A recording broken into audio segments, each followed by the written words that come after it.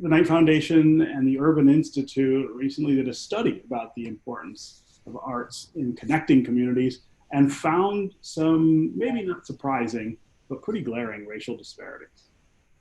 Yeah, the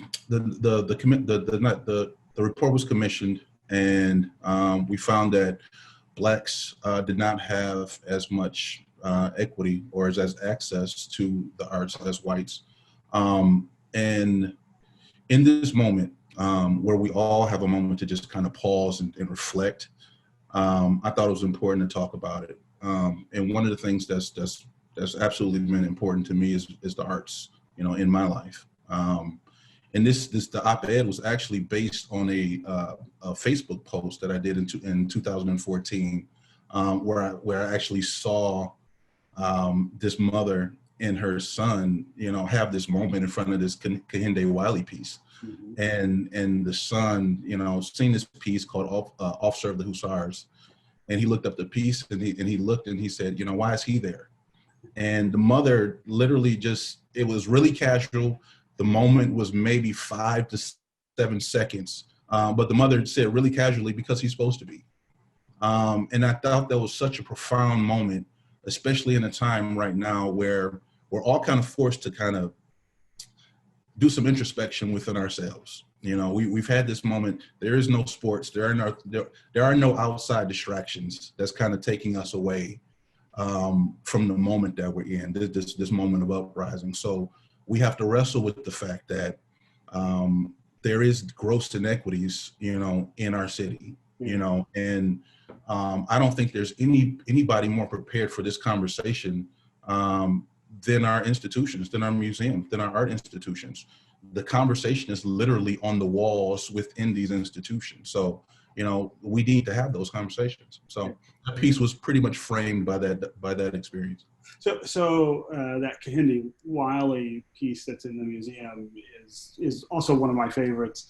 I think it also signifies some of the diversity that we have been able to achieve in terms of at least the collection at places like the DIA. We have that piece, we have the Bearden that's there, we have both African and African-American galleries at the museum, and yet there's still some real criticism being leveled at the museum for its inclusivity and the arts community more generally. Talk about the things you see that represent disparity, even in the face of the progress that's represented by Kehinde Wiley or Bearden in the DIA.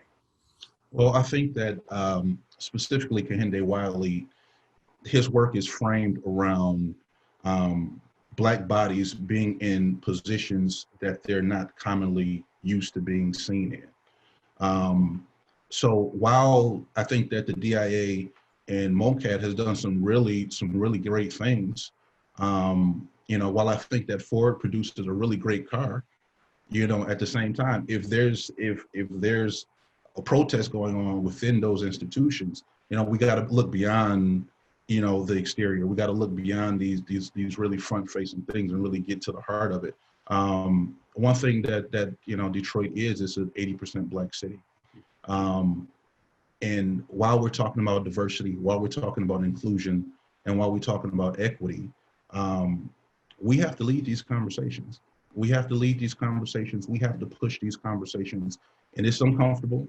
And growth is always uncomfortable, and it's a hard conversation to have. But at the same time, I love our museums, and I think that one thing that James Baldwin said, and I'm probably gonna get this wrong, but he said, "I love America, therefore I have the right to critique her perpetually." And I love the DIA, I love MOCA, I love our institutions, and therefore I think that it's our right to actually critique them and make them better. Yeah. I mean, it's really our responsibility. Absolutely. In addition to our right. So talk a little about the role of philanthropy, I guess, then in trying to push that and trying to push our institutions to think more about themselves and think more about how they fit into this narrative of inclusion and equity. Yeah. So one of the things that I'm really excited about, and this I've been in this position for maybe about 7 months now. So it's been a wild ride in my philanthropic career coming in at this moment. Yeah. So one thing that we're really thinking about is how do we include equity in every single piece of grant making work that we do. Even though our work is not based around racial equity, how do we make sure that racial equity is included in the DNA of what we do? So how do we make sure that our grantees have a diversity strategy? How do we make sure that Black leadership is being given the capacity to actually carry out the mission of the organizations? How are we scaling up those individuals who may not necessarily have the budgets to support $100,000? Where are those organizations at that have a $50,000 and less budget to do the work that they need to do, and how are we thinking about them?